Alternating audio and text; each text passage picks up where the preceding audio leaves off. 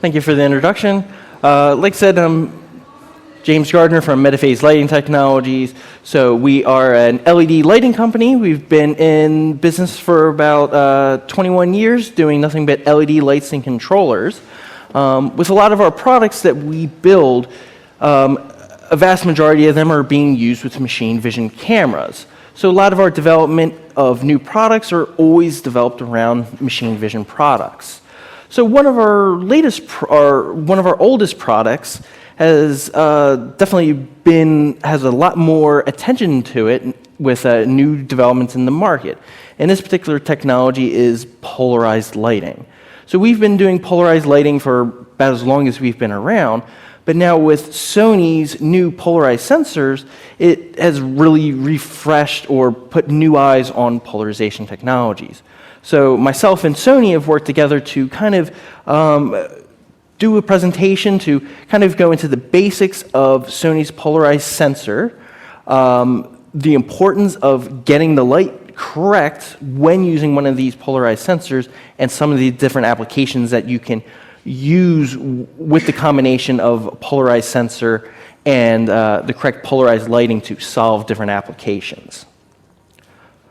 So first, to talk about the Sony sensor. So previously, to be able to get a polarized imager, you had to do one of two things. Either screw on a filter onto the front of your lens, or as of late, a lot of camera manufacturers would take a normal sensor and then install a wire grid polarizer in front of the sensor. The issue with doing the wire grid after the fact onto the sensor caused a lot of issues.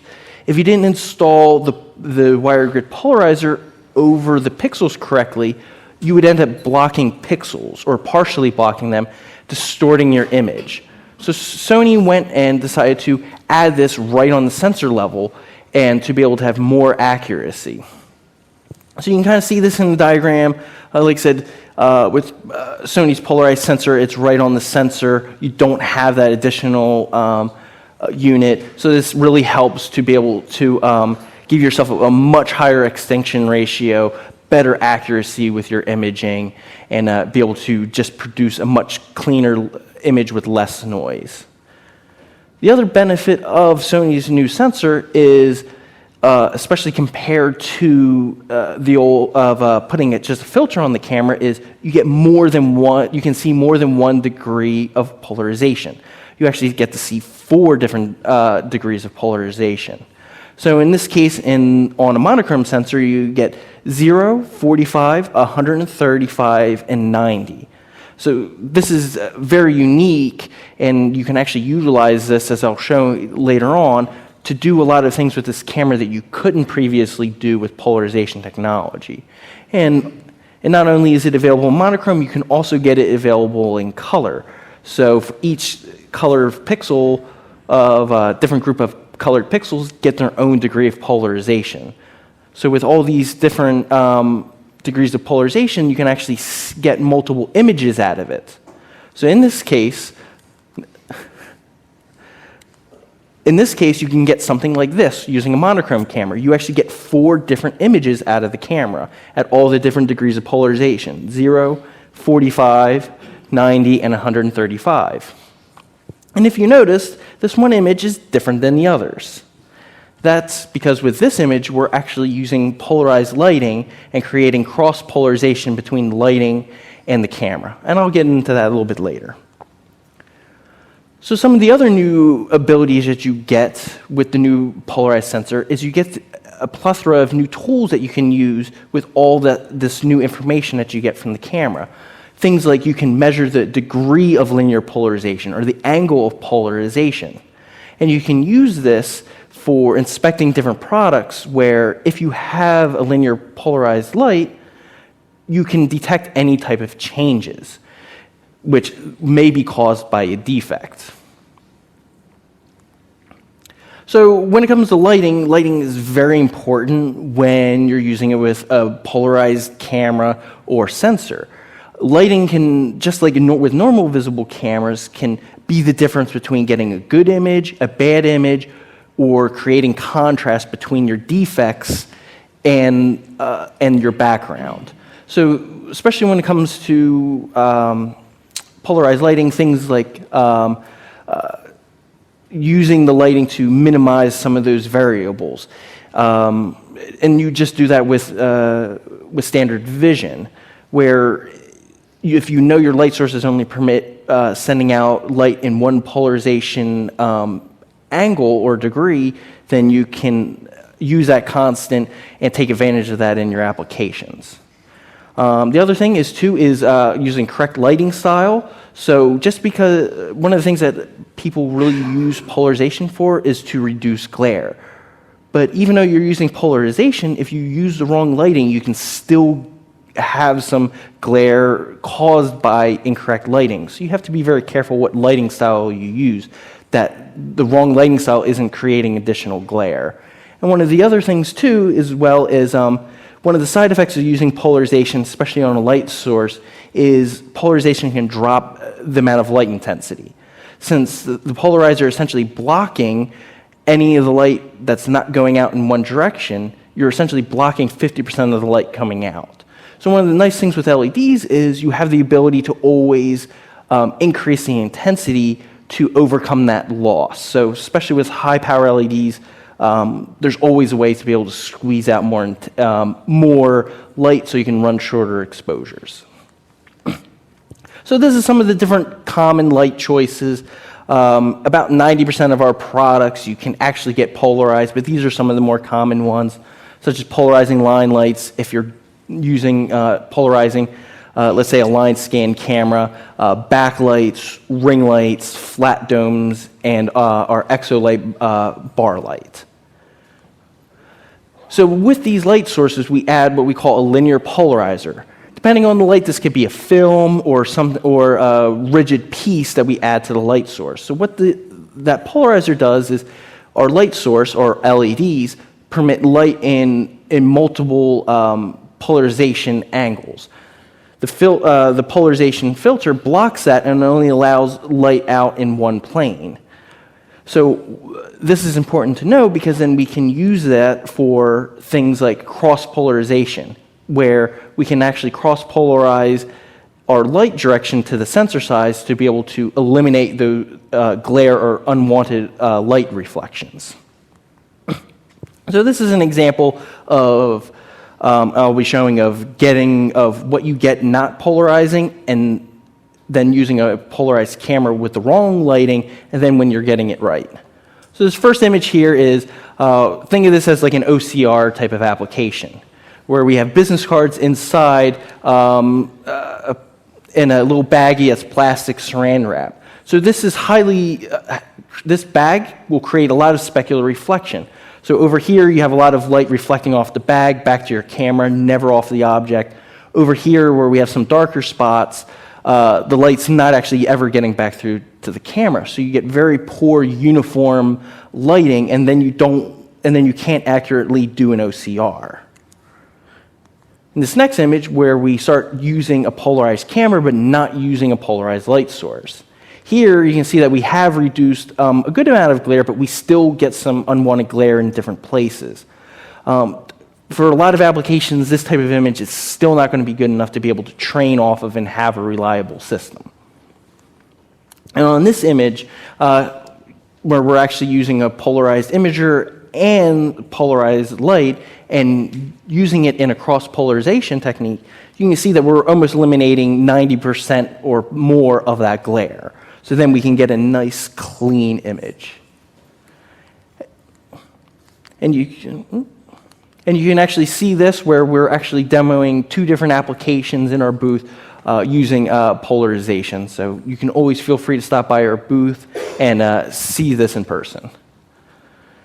One of the other important things as I was discussing before, is different lighting styles and how it can affect your image, especially when it comes to glares and things like shadows. So here we have two images. The first image here, we've used more of a direct style bar light, shining light into it. As you can see, we have minimized quite a lot of glare, especially on the pins, but now we're casting things like shadows.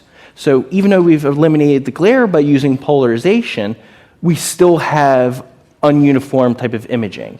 So this can pose a very big challenge for your application because you may not be able to have reliable imaging and inspection. Where on this image here to the right, we're using a diffused flat dome that's giving more even illumination over the entire field of view. So here we can still eliminate the glare, but now we're missing the shadows casted by the bar lights. So even though you're using polarization, you still have to pick the correct light source to get the best and ultimate image. One of the other common applications where you can start to use, that's very unique to polarized cameras, is looking at things such as stress in plastic and glass. So applications here, like we have a plastic ruler where we can actually see stress inside the ruler. Here where we have eyeglasses where we've drilled holes to be able to attach different components of the glasses where we can see that we've caused stress to the glass drilling into them, and we can potentially do an inspection and see how big that area of stress is and if it is expanded to the rest of the glass, so then we can flag it as a defect. Also here, by using polarization, we can actually do things like find scratches in metal or other plastics. And the reason why we can do this when using polarized light is the scratch will cause the light to reflect back at a different polarization angle. And then we can use the DOLP or AOLP tools that we have at our access to be able to measure these changes. So here's another look at a similar type of application, and very similar to one of our demos we have in the booth. Is here we are using our polarized backlight. So we added a linear polarized light or film to it, so we know the light exiting it is only coming out in one angle. And then here we have a piece of glass that we're putting on top of it. So if that glass is completely optically clear, free of defects, the light will go through the backlight straight to the camera at that same angle. But in this case, with this piece of glass, we actually have stress defects in it. So when the light goes through those stress defects, it changes the angle of polarization. And then we can use the DOLP and AOLP tools and use color lookup tables to colorize those type of defects and to colorize that change in polarization angle. So this is a great application that you can use polarized lighting and a polarized sensor to be able to solve applications. Some other applications that a lot of people don't know that you can solve with polarization cameras is actually where you can do 3D of different parts. So you can actually measure how light reflects off the part at different angles of polarization and then characterize the parts. So in this case, where we have capacitors, where we can see that light's reflecting off different edges at different angles of polarization. Once again, we can use a DOLP or an AOLP tool to characterize that change of light as it reflects off. And over here we have screws, where we can actually look at the different, create contrast on the threads on the screws based off how the light's reflecting off of it. And then also down here, we have a mouse which has lots of contours and edges to it, and by projecting light around it, we can see how it reflects off those edges, and again, characterizing those changes of light and be able to characterize and create 3D information. Other applications, again, is going to be a lot of scratches on material. And this is another example how the light can make a difference. So even though this isn't showing up well in the projector, you can look at this as in terms of a processor where under ambient light, you don't get much contrast. And even when you add a controlled light without polarization, you still don't end up creating contrast on the scratch. And then over here, as you can see, when we start using linear polarized light, we start to increase the amount of contrast. We start to be able to clearly see the scratch on the piece of metal and then be able to flag that as a defect. Another example here is looking at something wrapped in aluminum foil. So once again here, using ambient light, we don't see any details or scratches. And even when we use controlled light without polarization, we're not getting the contrast we need between the defects and the good background. But when we start using controlled light with linear polarizer, we can start to increase contrast and be able to see see the scratch, or in this case an X that we marked on this material. And again, you can do this because with the polarization cameras, we can tell when the light reflects off the object that when this scratch changes your degree or linear polarization of the light, we can catch that and then flag it as a defect. Thank you for attending. Like I said, also like to thank Dalsa, who helped provide some of this content and also provided us a camera for our demo here at the STEM or Tech Forums. Feel free to stop by and take a look at how Sony sensor and our polarized lighting is making a difference and allowing you to solve different applications. Thank you. Thank you very much, James.